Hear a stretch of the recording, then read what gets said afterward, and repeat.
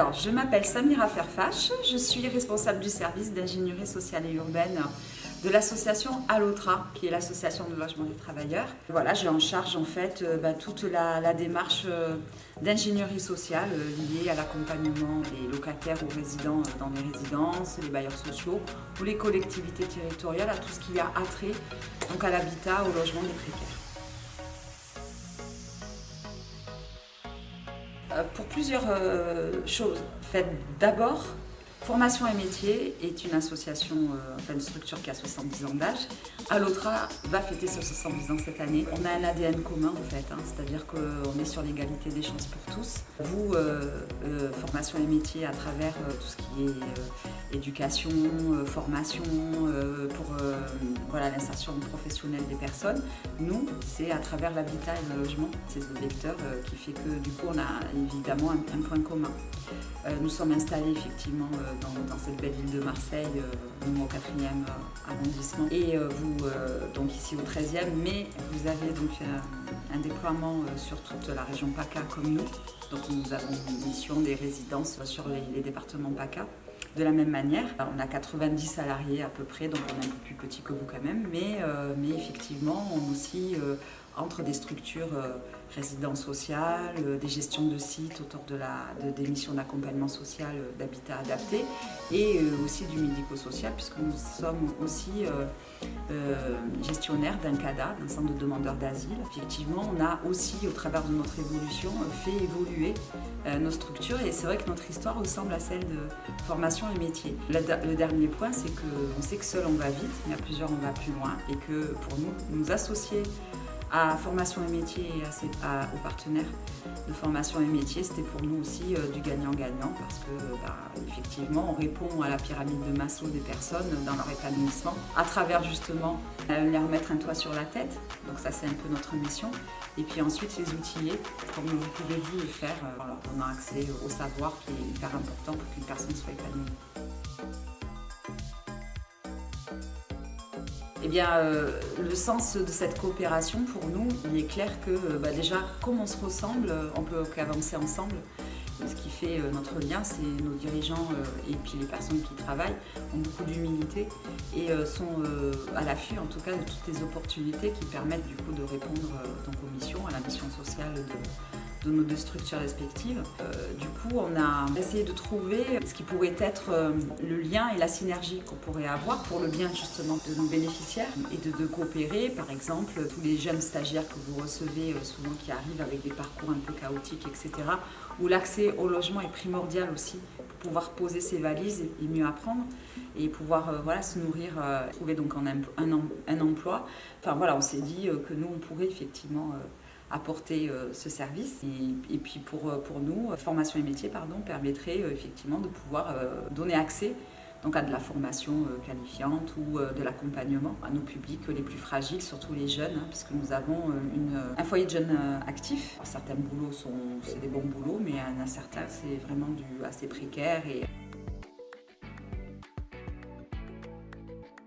Mettre un toit sur la tête, c'est sécuriser une personne, mais l'outiller aussi en lui donnant l'accès au savoir, c'est hyper important pour qu'il puisse s'épanouir et évoluer. Cette synergie entre nous, nos deux structures respectives, à mon avis, elle est là pour amener un accompagnement plus complet, plus à 360 degrés. Voilà, dans lesquels nos process d'accompagnement vont certainement similaires en termes de méthodologie et de profil métier, mais aussi permettre de pouvoir confronter en tout cas nos pratiques. Moi je suis ravie en tout cas de voir nos équipes et d'avoir effectivement la chance en tout cas de pouvoir répondre aux besoins d'une manière collégiale en fait, parce qu'on sait très bien que les problèmes de mobilité chez les jeunes sont très importants. Puis bon, on est voisins, du coup l'idéal ce serait que certains jeunes en tout cas qui ont des difficultés d'accès au logement puissent venir dans notre résidence et vice versa, nos jeunes qui sont dans nos résidences puissent venir ici d'un coup de métro. Voilà, donc c'est cette accessibilité-là aussi qui est importante pour nous, sans compter les résidents qui sont en dehors du territoire de la métropole, sachant que vos établissements aussi sont présents sur tout le territoire régional. Alors, la plus-value aussi pour nous, c'est d'avoir eu la chance d'être intégrés dans ce groupe de coopération autour de ce tiers-lieu là, qui nous amène à du coup rencontrer des personnes qu'on n'aurait peut-être pas rencontrées naturellement, et de pouvoir mailler en tout cas et réfléchir sur les questions du bien vieillir et du bien vieillir à domicile. C'est vrai que c'est un axe qui aujourd'hui est prioritaire pour nous, puisque en tant que gestionnaire de résidence, on est bailleur en fait avant tout, et que la question du vieillissement à domicile est une question primordiale. On sait que d'un point de vue, au niveau national en tout cas, dans les 10 prochaines années, il y a 30% de la population supplémentaire qui aura plus de 65 ans, donc qui est logé en logement social. Et aussi tous les bailleurs aujourd'hui ont mis un axe stratégique pour répondre justement au fait de maintenir en tout cas le plus possible, comme le souhaitent les personnes, et encore plus nos propres résidents qui eux peuvent être démunis pour des questions économiques, de ne pas pouvoir aller sur des structures dédiées. On réfléchit nous à des résidences sociales seniors, qui ne sont pas des résidences services seniors, mais social senior, qui pourrait être une première réponse en tout cas au public,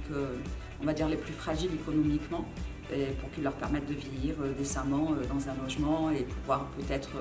certains bailleurs récupérer des grands logements et pouvoir les dédier aux familles, pour permettre ensuite à ces personnes aussi de pouvoir avoir un logement adapté et du service qui permettent de pouvoir les accompagner tout au long de l'âge, et pouvoir prendre en charge les difficultés liées au vieillissement, maladies, prévention des chutes, etc. D'une manière assez surprenante, formation et métiers à travers justement les métiers technologiques de la domotique. Du coup, là aujourd'hui, nous propose donc un appartement là, en visuel en fait. On va apporter tout notre réseau des bailleurs pour qu'ils prennent connaissance en tout cas de tout ce qui s'est passé ici, et de pouvoir le déployer sur les parcs du social, parce que je pense que ça peut répondre vraiment à un besoin, aussi bien pour les personnes âgées que les personnes porteurs d'un handicap physique ou mental d'ailleurs, sur lesquelles l'autonomie est compliquée, ils ont la volonté de rester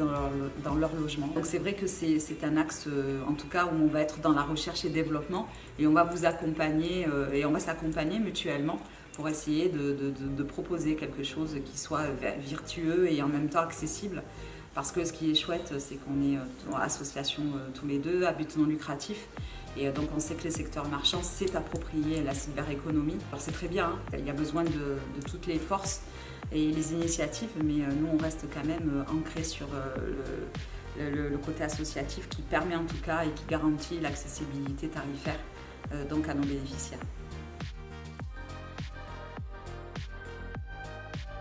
Dans le cadre du bien vieillir, donc là effectivement j'avais rencontré Gironde au Nord, donc le pôle info senior, dans le cadre de mes activités, mais effectivement travailler ensuite donc avec l'équipe du pôle info senior au sein des groupes de travail, et justement de cette belle journée du 23 mai là qu'on va préparer, c'est connaître aussi les techniciennes autrement, et pour le coup on a plus le temps en tout cas d'aborder des choses de penser peut-être à des actions communes dont on n'aurait pas pensé dans une réunion très formelle, etc. Donc sur le bien vieillir, donc ça m'a fait rencontrer effectivement toutes les petites start-up autour de la cyberéconomie. Donc c'est très intéressant parce que c'est vraiment des gens qui sont animés par le service aussi, même si effectivement ils ne sont pas associatifs, mais ça nous fait penser à des choses. Et de se dire, on y a pensé, mais on ne sait pas le concrétiser, ça arrive avec la solution, c'est très intéressant. Et puis après, sur la thématique plus autour justement des savoirs et des métiers, là ça m'a permis aussi de voir comment formation et métiers fonctionne, et pourquoi c'est devenu cette structure aussi importante, avec tous ces établissements, tous ces accompagnements et tous ces projets un peu innovants autour justement de l'accès au savoir. C'est mieux connaître du coup un partenaire en co-construisant avec lui en fait, avec des personnes qui ne sont pas du tout dans le même horizon professionnel, nous fait ouvrir nos chakras et nous permet du coup de pouvoir se réinterroger en tout cas sur comment on abordait les choses, etc. Et puis on peut dire que les bonnes idées elles sont aussi transférables en matière méthodologique. Donc c'est assez inspirant. Eh bien, je l'ai dit tout à l'heure, ce sont les bailleurs. Et ça, je me suis donné, moi en tout cas, pour objectif de contribuer en tout cas et d'amener ma pierre à l'édifice, d'amener au moins 1 ou 2 bailleurs dans nos prochains groupes de travail, c'est primordial. Le bailleur, il est confronté aussi aujourd'hui, souvent dans certains quartiers populaires, on peut dire, c'est la dernière institution qui reste avec les centres sociaux et le bailleur, en tout cas, il se retrouve confronté avec tout ce qu'il peut avoir comme difficultés socio-économiques. Donc autour de l'éducation, autour de les familles monoparentales, donc tout ce qui peut être lié justement à l'insertion professionnelle pour éviter les impayés de loyer, ce genre de choses. Alors ce n'est pas leur métier premier, mais effectivement venir contribuer et essayer d'amener des solutions aussi à leur niveau. Ça peut être quelque chose d'assez intéressant, savoir en tout cas qu'ils peuvent s'appuyer sur des initiatives qui permettraient d'amener à leurs propres locataires des services utiles pour pouvoir enrichir l'accompagnement social qui existe aussi chez les bailleurs et qu'on ne soupçonne absolument pas.